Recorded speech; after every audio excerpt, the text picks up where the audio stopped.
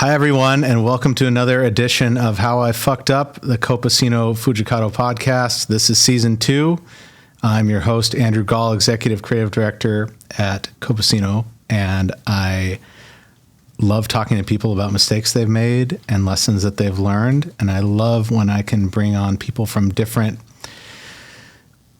places in the business, in the marketing world, in the advertising world that we haven't yet had on the show. So I'm really excited to have our first creative talent scout, recruiter, whatever you call them these days. This is Annie Mygind. She is formerly at BBDO, where she worked for a long time and had everything from a PM role all the way up to a VP, Creative Services Director, Director of Learning and Professional Development title, which I'd love to talk about as well. And now she does her own talent and development thing, which is very cool. And what's most interesting to me is that when you fuck up, when it comes to recruiting talent, there's gotta be a lot of interesting things that go with that. So Annie, welcome. Thank you for joining me. And thanks for taking the time. Yeah. Hey, thanks for having me. I'm excited to chat. This is a good topic, an interesting one, and I'm excited to share and just have a good chat about it. Awesome. I remember when I was in ad school, the creative services manager was always this position. It's like, oh my gosh, are they gonna come across my book? Are they gonna get back to me? And it was like back in the day for me when there were rooms of just like full of portfolios, like physical portfolios. And it's like my portfolio somewhere in there. And it's like, maybe somebody looked at it, maybe they didn't. It was always like this black box of like, gosh, I don't know if they're going to get back to me. I think about it now, and it like everything, like a job in the creative department is there's so many things that have to come together, and timing so important and more than anything. So I'm like, I don't know if like a bunch of these creative services recruiters ever even saw my book or what, but it's just so fascinating now being in the business for 20 years and thinking about what that role was for me then, like thinking about those people and like just wondering if they're going to return an email or say anything, in the journey that you must have had going through this from back in the day to what the industry is like now. Like you mentioned, it's changed so much, and being on your own too. So talk a little bit about, kind of how that role has changed in your eyes. Like what's kept you going? What's kept you excited about it through all these changes and all the years you've been doing it? Yeah. From a recruiting perspective. Yeah. I mean, I think it has, I love a lot of where it's gone as far as when you talk about physical portfolios, right? I actually never really experienced that while I was recruiting. But what I will say is that I feel like the visibility into portfolios just globally or anywhere, I'm thrilled about that as far as you don't have to go to a portfolio school. You need a portfolio, right? I always tell people, I talk to people coming out of school all the time, like you do need a portfolio. I need to be able to assess, and can you do this, and do you have the craft, and are the ideas there? But you don't have to go to a portfolio school. And people who have not done that or don't have access to that now have access to like the ability to reach people like me or people, at different recruiting events being, COVID really gave us the opportunity to go online with a lot of that. I talked to people at different events that were all over the world, not at all where this recruiting event was based. And I think that's wonderful and awesome. And there's just so much opportunity for exposure for people who might not have the ability or desire to go to portfolio school. I think that's awesome. So I just think the reach has really changed. I think the tools are very different. I don't know. I have no idea how other recruiters do it because I kind of just like taught myself.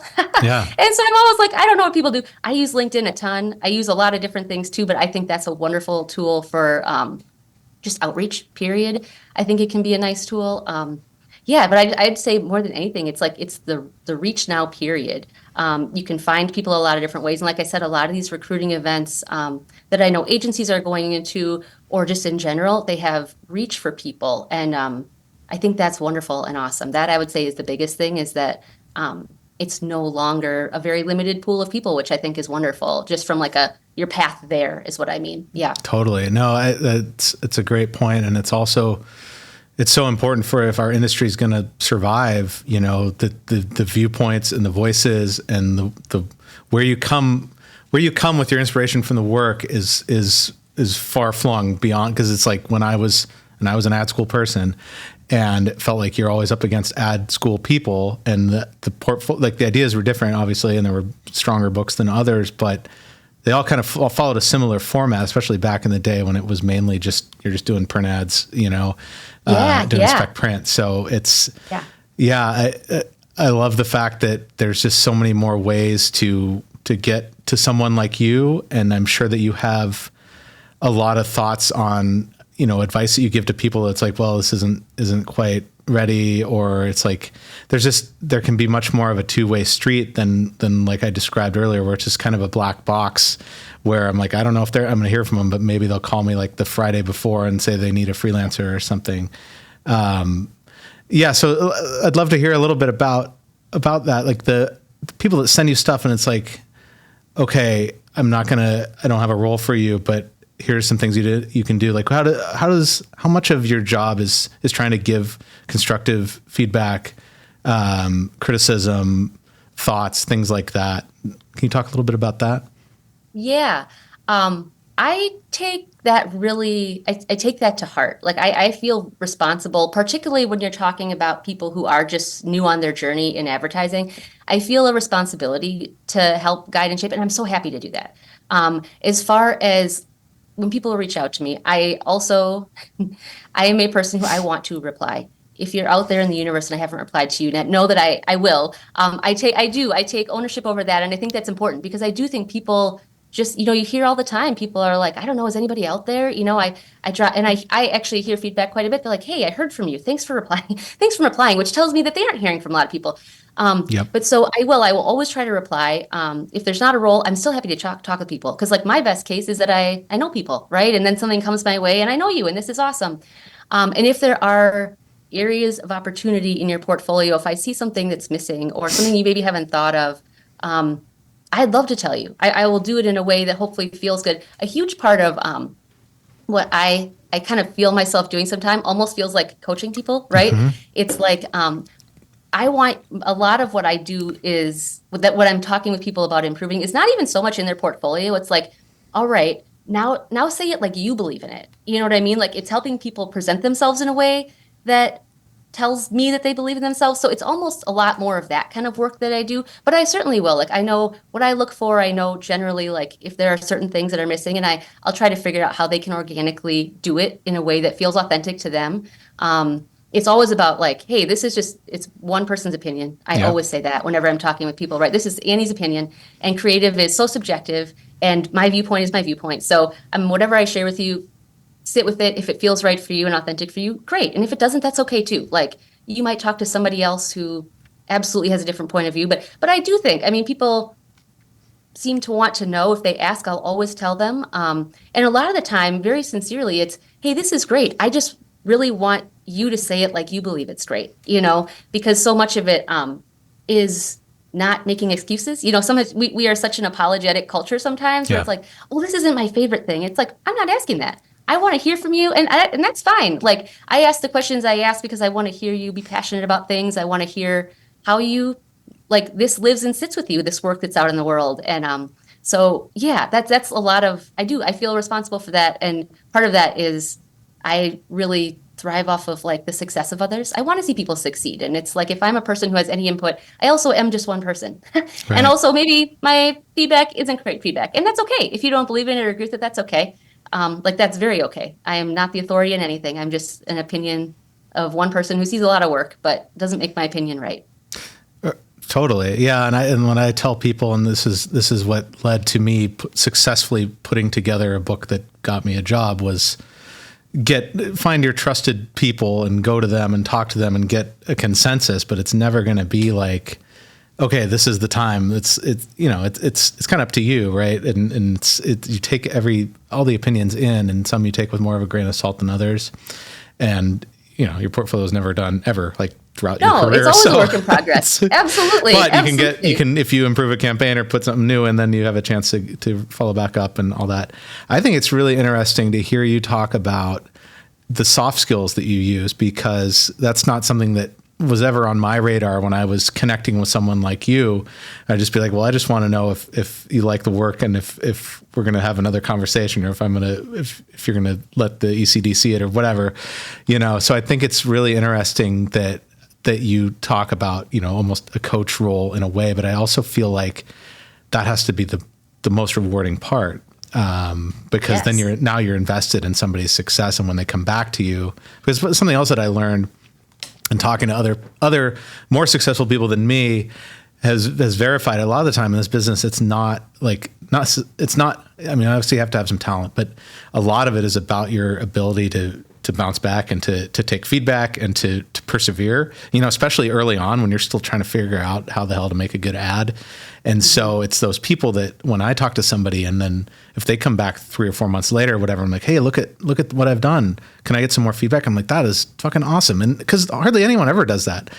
A lot of the time people will just be But I like, always open that up. they go Yeah. away. And I'm like, no, I want to see how you respond and how hungry you are, because I think that, I don't know, creatives are all very fragile. And this, again, especially early on, I think it's like people find out what it takes and they're just, they're not willing to stick that out because they don't want to do that. They want to be told it's good right away and be good. But it's like, it's so far from. That's just not the nature of No. creative. It's not the nature of creative, and it's certainly not the nature of being a creative person. It's like you put your heart and your soul into all of these things, and as rightly so as you should, and then it's never right on the first time. Right. So you kind of have to, it's like you kind of have to get comfortable with the idea of, and it's a similar thing, right? It's like you need to know what you're going to sit with it all, and then what are you comfortable saying? I hear this and I receive this, and I'm going to make these updates or go down this path, or like I just don't believe that. That doesn't feel right for me. So it's kind of getting comfortable with yourself, even in what that line is. And if you can start sometimes with your place of the work that you've literally done in your own portfolio, that is your creation, and you really are the creative director of and the final say of that can be a very safe space to do that. I like to think of myself as a safe space. I'm not ever going to come at you. It's always I don't know, it's just my job to build you up. That is literally my role. I have absolutely no reason to make a person doubt themselves. I want people to go into the world being proud of all the work they do. And creative is so subjective that just because I or somebody that I'm working with, it's not quite right for it, doesn't mean it's not perfect for something else. There's so much great creative in the world and so many talented people. Totally. And they find their way to advertising so many different ways too. And they may end up doing something else that's not advertising. That's the talent that I could never perform. So I am curious, and I don't mean to go grossly generalize, but do you think that type of soft skill set is something that most people in your role possess, or is it a little bit across the board where there's some people that are inspired by more of, I want to see this, I want to find these really talented people. It's more of the competitive side that you were talking about that skew more that way of I just want to find the best talent and I want to make sure that I find them a home. How much do you think is in your people that have your role, what makeup do you think the average person is, or is it all across the board for a creative recruiter? Yeah, I guess I don't know. I imagine it's all across the board. There's a part of me, and maybe it's naive, that imagines that you have to be able to talk to people, right? I want people to want to talk with me, which means I also need to, have this I don't know, this way of connecting with people. I am sure there are people, and I actually believe this now that I'm out on my own too. I kind of say sometimes this will either be my success or my downfall, and I recognize that.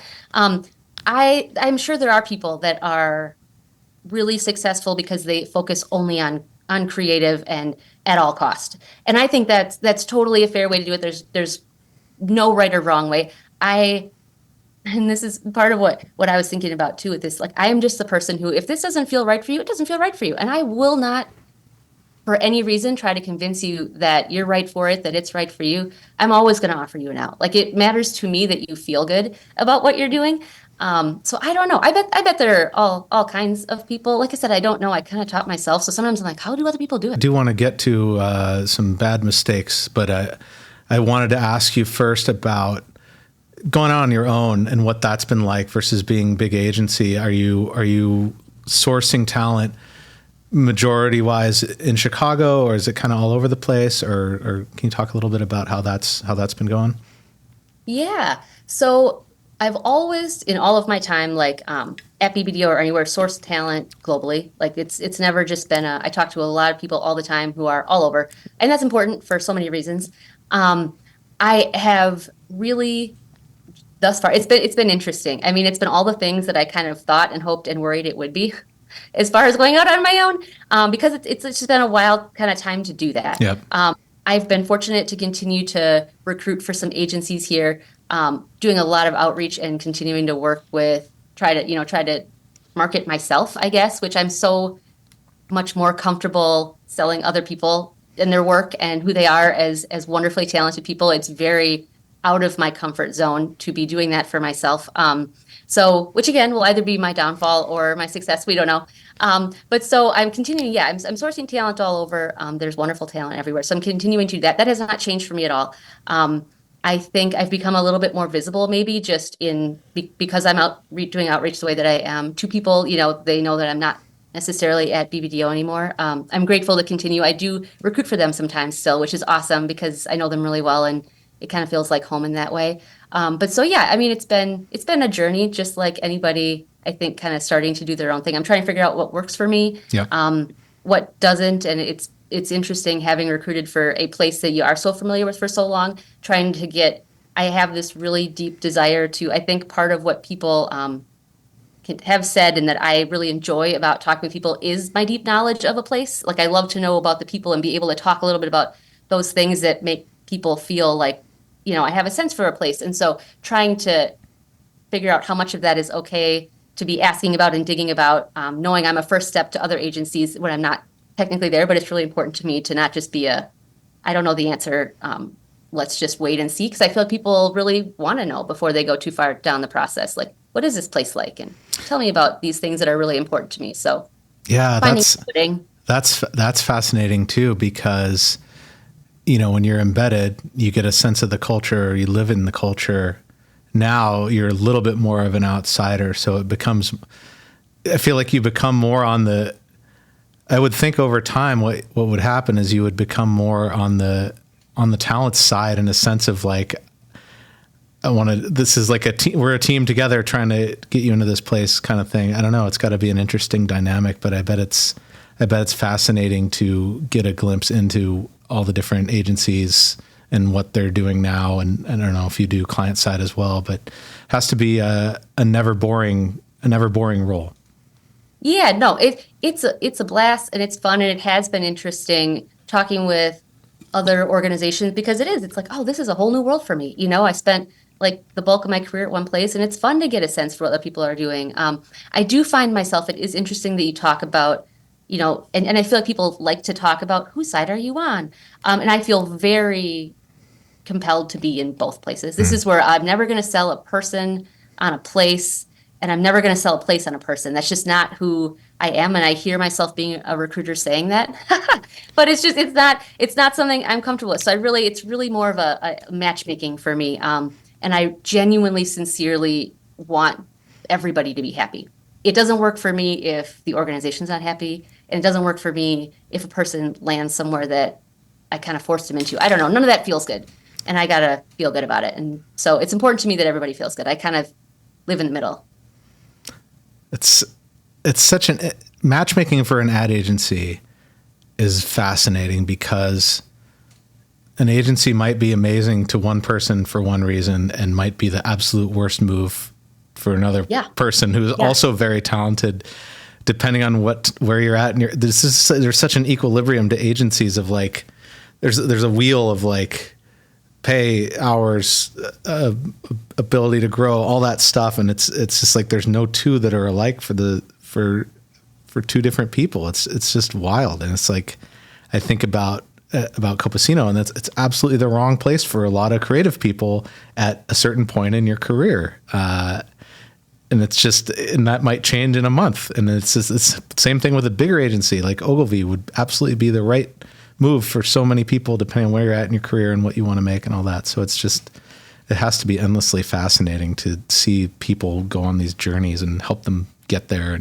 or help them get out and get somewhere else. Yeah, right. It is. I mean, and what a trip. Like, how fun is that? I mean, a person's journey is unique to themselves. I myself, I'm in a place like, who knew, like, years ago that I'd be here. I never would have thought, but it organically happens and it all works out. And it's like, how cool to be a person. You hear from people, you're like, you were such a part of my journey. Like, that's amazing. Right. So many people don't have the opportunity to touch people in that way. And it's like, how awesome. But you're right. I mean, each organization and role is as unique as every creative is, and it's so also so subjective because there are so many factors in what is right for people, and that's sort of the nuance too of trying to figure that out, Yep. right? Is like that's where you get into the beyond the portfolio. Does this all feel like it could be what this person is looking for? And then does this all feel like this is the right person for this? It's also like it's a person's own choice, so you try to not step too much on that, but it is part of the job too that I think is really interesting. I love it. It's a bit of Jenga and trying to figure out, is it all right? Because it's beyond just like, this is cool work and you're going to do cool work. It's like, oh my goodness, there are so many things, yeah, that also factor into it. Yeah, It's cool. but it's interesting because you can only logic it so much, and then it's just like, well, but how do you feel about it? Like, what does your gut say? Exactly. And that's all Yeah. you can do, and be like, all right, well, let's see how it goes, or Yeah. not. But Yeah. fascinating at every step. Yeah. How It about is. let's talk fuck ups. Let's talk mistakes. What are some of what comes to mind when you think about looking back on your illustrious career? Some things that have happened that you were like, whoops. Whoops. Yeah, I mean, settle in, right? It's like you go on a journey and all kinds of crazy things happen.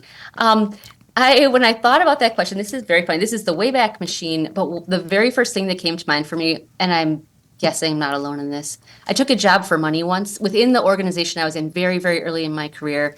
It was this promise of this is the right thing and it's going to be here are all the perks. And I kind of knew from the get-go this probably wasn't for me, but it was like, oh, this is bright, shiny. It seems great. I fell for it. It never ended up all happening the way it was supposed to. It was more like analytical, just by yourself, no people focus, which is not me, wasn't right for me. And honestly, I just wasn't very good at it. I was not successful at it. And I feel like that is just a thing that I'm constantly talking to people about too. It's like, let's try not to get caught up. Money matters, of course, but like, let's not get caught up in some of those, like we just talked about, right? Those things on paper. It's like, how are you feeling about all the other things? Because there are so many other components to this thing that you have to really be interested in or whatever in all of those things. They all have to work for you.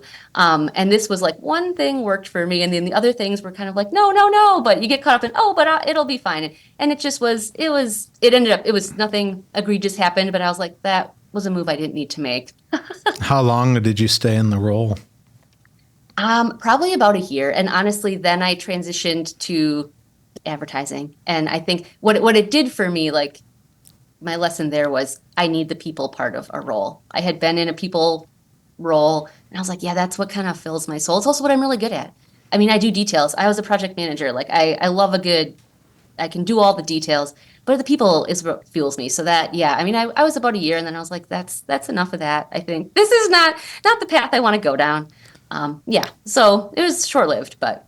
Do you tell that story or example often to people when you're talking to them about when they're debating their next role? How often does it come up? I guess I don't. That's funny. I don't actually give that specific example, but I will always, if I sense that a person is leaning too much into one thing, I will always offer them an out, kind of. I never want them to feel pressured by me or anybody, right? It's like, let's talk about this. How are you feeling about this? Talk with your people, go home, talk to your parents, talk to somebody. Just talk to them about it. You don't owe me any answers today. Go sit with this. If this is not the right thing, it's okay.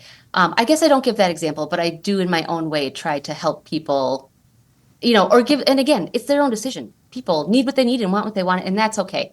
But I do, when possible, and when people are able to, have options, I'd love for them to do something that they really love. And, it's like as much as possible.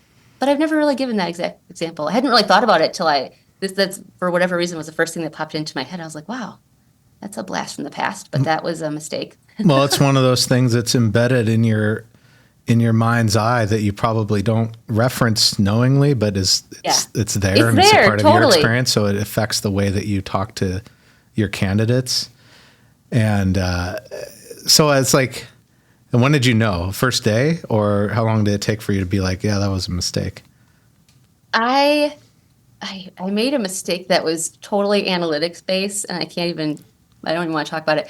But I was like, that shouldn't have made that mistake. And then I made it again.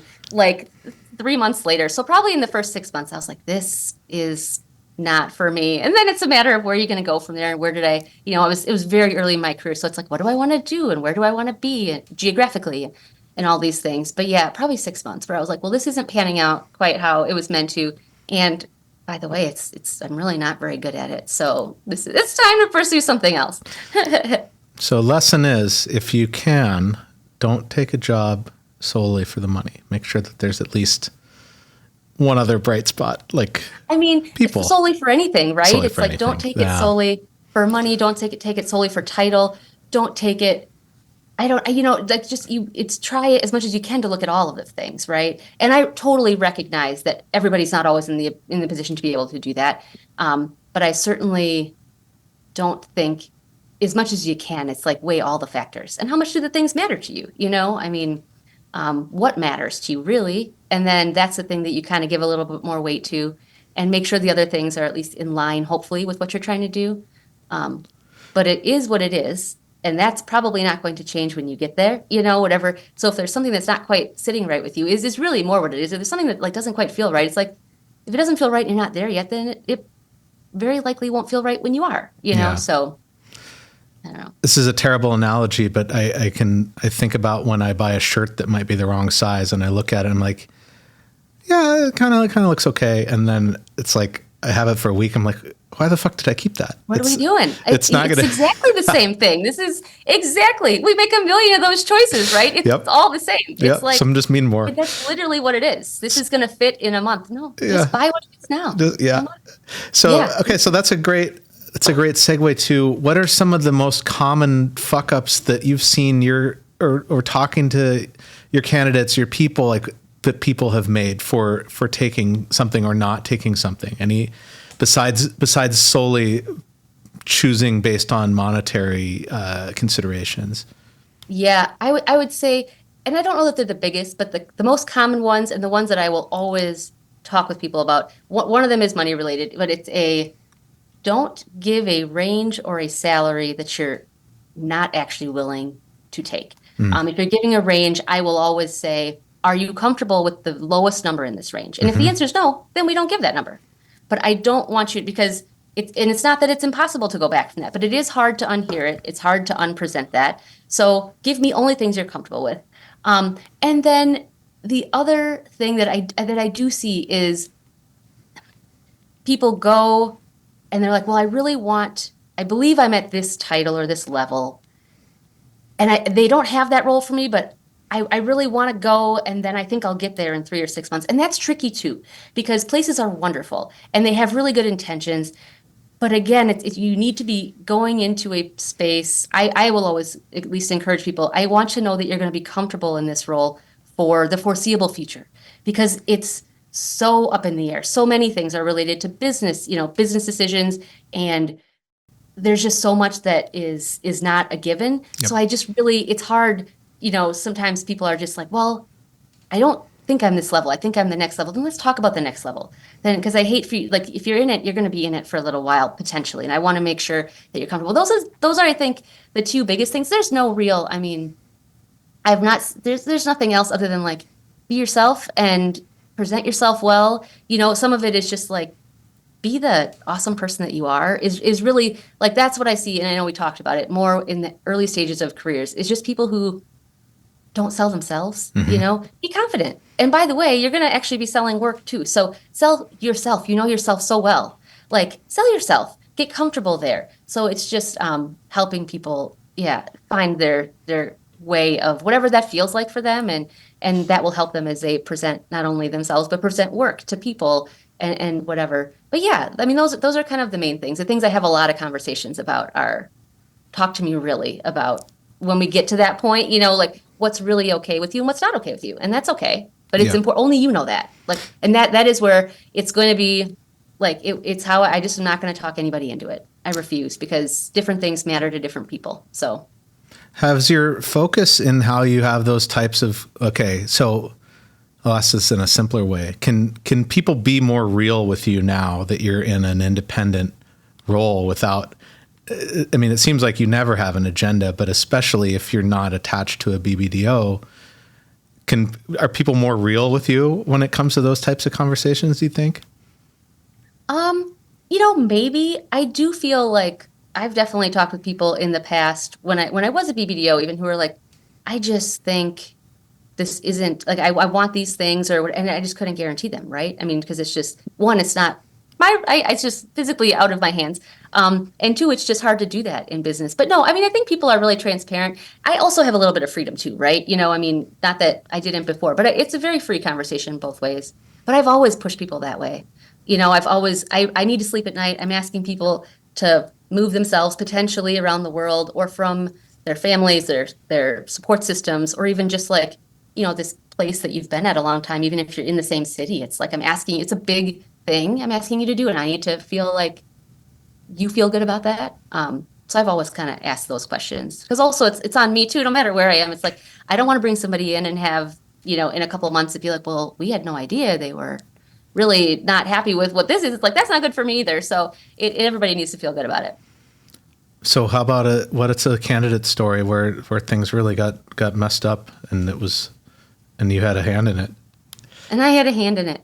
I mean, I hate that we're talking about this question because it hasn't really happened where it's been a serious thing. I mean, there are situations, fortunately, not many, where you do what you can and you get to know people. And the creative is wonderful and they're wonderful. I mean, they're wonderful humans. And then it's just they land where they land and it's just not a fit. And for reasons that you just couldn't see coming and reasons they couldn't see coming, and everybody's had all the conversations and it's just not right. And and that's honestly like the worst case. I've never had anything egregious happen. I'm so glad about that. But there are those things where then you think, what could I have done differently? What could I have asked to kind of get to this? How could I have dug deeper here or known? And I think there's sometimes just an element of you don't know until you're in it. On both sides, but that has happened a couple of times. I don't have any wild, crazy recruiter stories. I hope that's not a total disappointment. I don't have any crazy stories. People are generally wonderful, and it's an awesome industry with great talent, and people are generally like it's so subjective that it's just if it's not right. Even I've had it where you bring them on for something, and maybe that's not quite right. Whoops! But then there's like something else that they are more right for, so that happens. No, it's interesting because there's only so much you can do, and it was even more simple back in the day. I feel like where it used to be, you'd see someone's work, you'd meet them, they seemed like a passable human, and their work is really good, and they're hired. And now I think it's obviously more competitive, and there's fewer jobs out there, and all that. But I also feel like there's the unpredictability of humans is a thing you're never really going to know. So sometimes something is not a fit. So there's got to be a leap of faith whenever you hire someone, and hiring is such an interesting conversation because I don't know that anyone really knows. There's no cheat sheet for like, okay, this is the best way to hire a person. I don't think, especially when someone in this industry in creative. Because for what I mentioned, like you meet them, they seem good. Maybe you meet them 3 times. Maybe they meet 10 people from the agency. They show their work that they're passing off as their work. And, you see some cases where people are not being genuine about what they did on that, or maybe they moved the logo or whatever and don't want to lie in. But so what do you have, what's your go-to mechanism for, I guess, being okay with that? Like, how do you sleep at night knowing that it's an imperfect, like you're never going to know for sure? Are there certain things about someone's personality that you look for?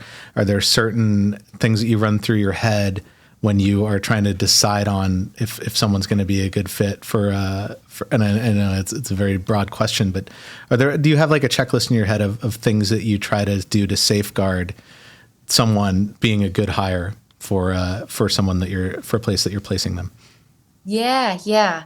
I mean, a safeguard outside of the conversations I have with them, I do try to talk to people they've worked with, right? I mean, that's like a basic, but that is a talk to me about this person. And so I tend to ask questions. Again, I have no idea how other creative recruiters work. I talk about the work. Absolutely. I want to hear about the work. I talk a lot with them about who they are and people and what they're looking for. Um, I will ask a question, like this tends to be, well, I'll ask questions about like, talk to me about a time that you made a mistake or that it didn't go the way you wanted, and talk to me about that. How does that like live and sit with you? And generally, it's great. People have learned, and it's mostly a like, well, this happened, and it turns out once in a while it'll be a lot of finger pointing or a lot of stuff where it's like, wow, this isn't the type of thing you want to be telling me. And so that can be, that's a little bit of a way of like, oh wow, because everybody's going to have those moments, right? Like, talk to me about a mistake you made. Like, settle in. Let's talk about it. Made mistakes, accountable to mistakes. So I try to talk about the work in a way for me that lets me get a sense for how it lives and sits with them. I want to know more than just like, talk to me about the strongest thing in your book. I want to hear. I'll talk. I always ask people. I never ask people that question. I rarely ask them about if there are certain categories I reached out about because a client needs that. I don't ask them about that. I want to know, what do you want to talk about?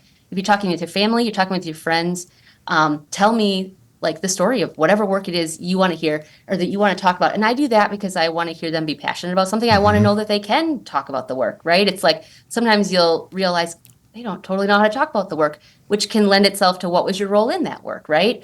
And sometimes I will straight up ask if there is work that's really award winning and there are lots of people on it. Talk to me about your role there. And I'm not at all discounting the work that you did on that. I absolutely believe and appreciate the work you did in that. I want to understand what that looks like and what that means, because I know that I'm going to be asked that question.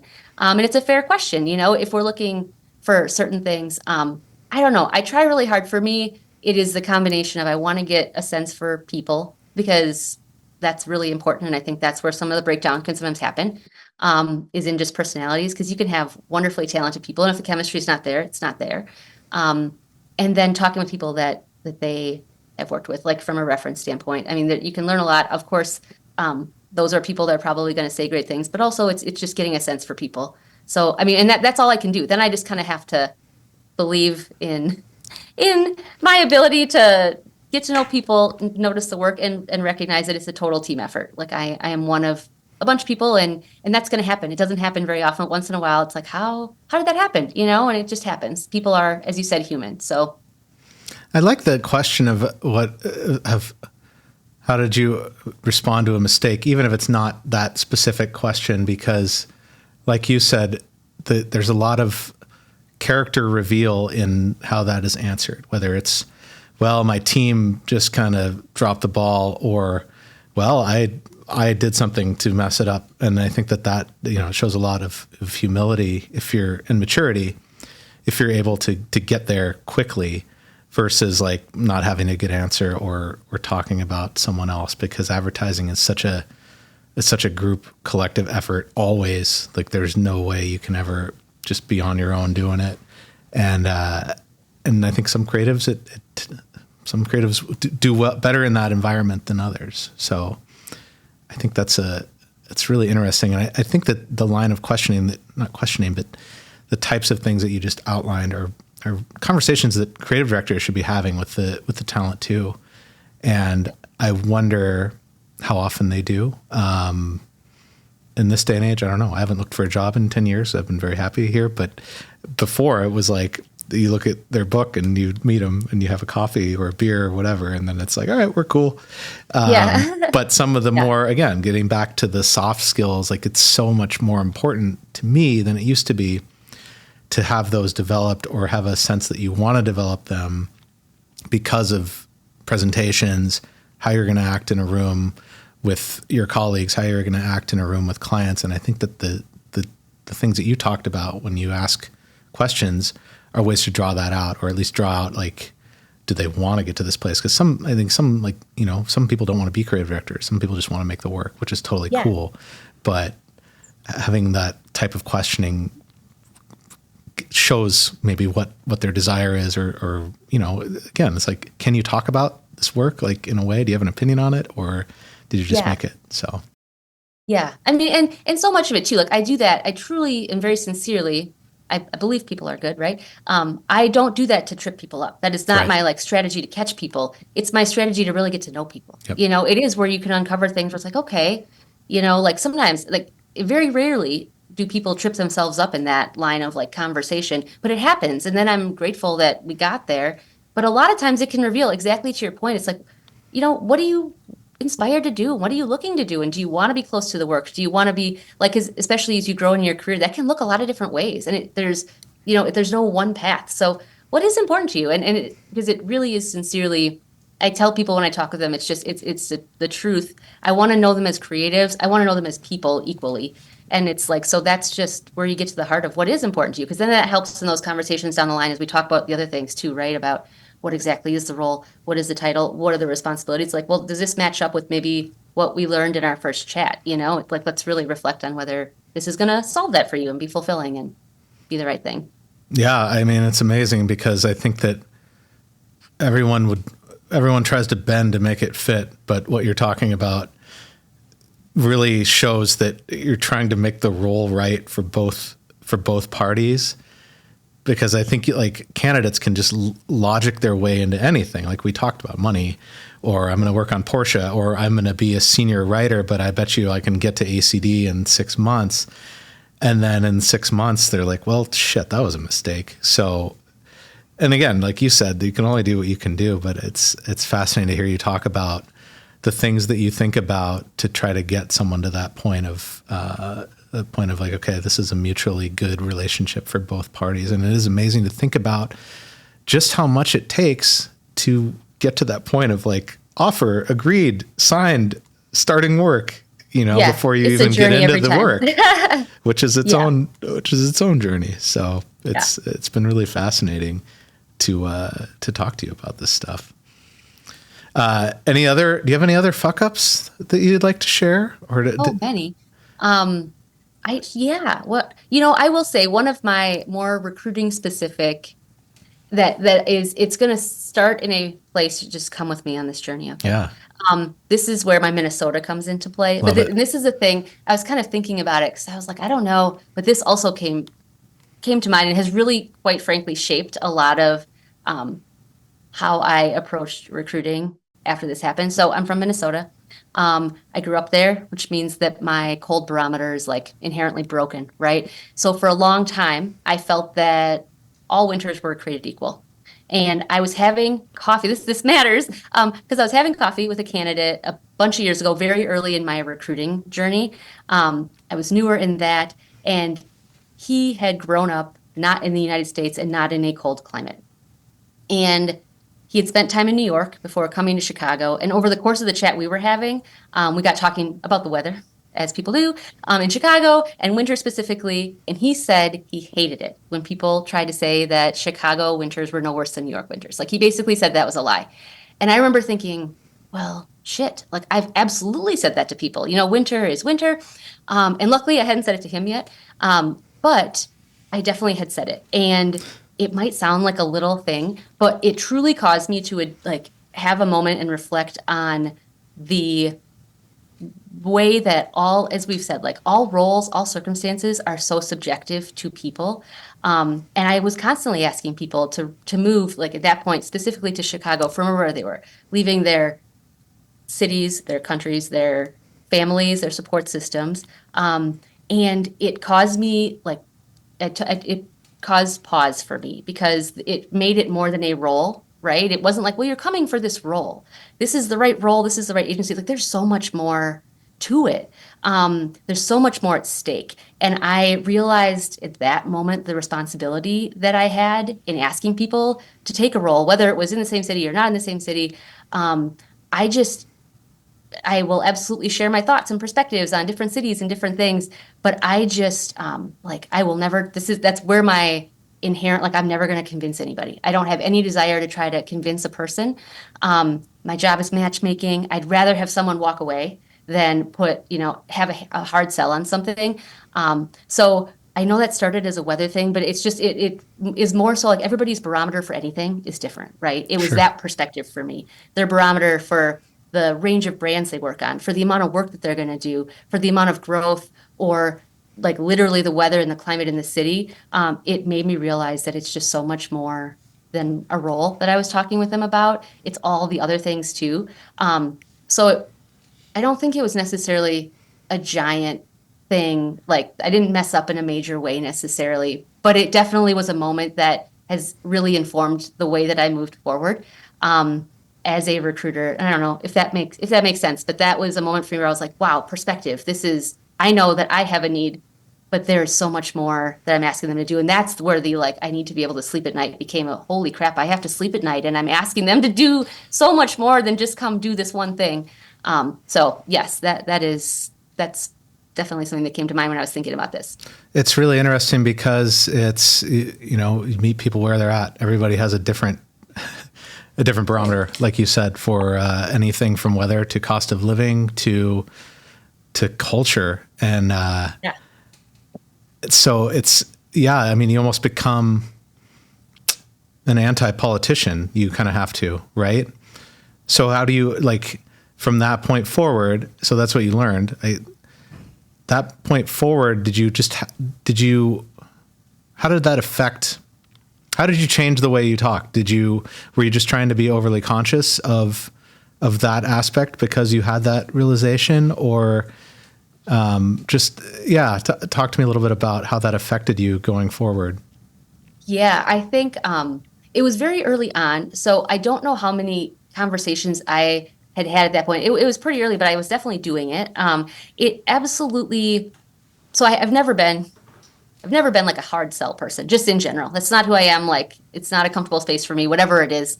Girl Scout cookies, whatever it is. Like, it's just not my comfort zone. But that was when I really started to, like, it can be the competitive part, right? Wants to say, oh my gosh, you want this, they want you, awesome. But it's where I really injected is this really what you want? Is where that extra pause and not getting caught up in they want us and we want them and this is so great and look at this and done and how awesome. It really added this layer of like, just to be sure, is this what you want?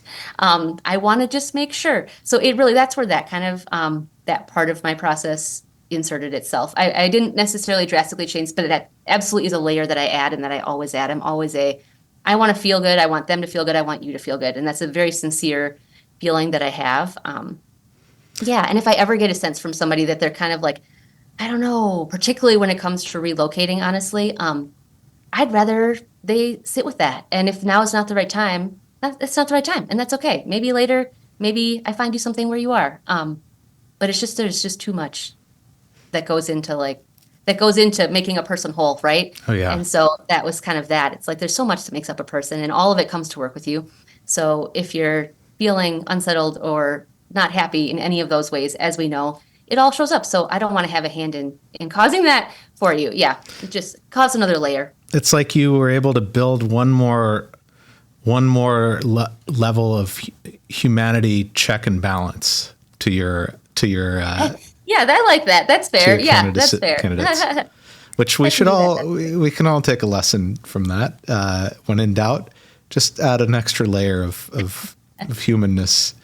That's fair. That's never the wrong move, right? That is never the wrong move. I don't think so. No. I don't think any bad decisions have been made when you have that extra filter on. No. Well, Annie, thank you so much. I really appreciate your time. This has been so much fun. I appreciate you having me. Thank you so much. This was so nice. It is a little bit therapeutic to talk about it, right? I mean, it's a journey. There's joy in the journey. There are lessons in the journey, and everybody's on a path somewhere. So I loved it. This is awesome. It's nice to reflect, and I appreciate the chat. So thanks so much. Absolutely. Please join us next time for another episode of How I Fucked Up. We'll see you later.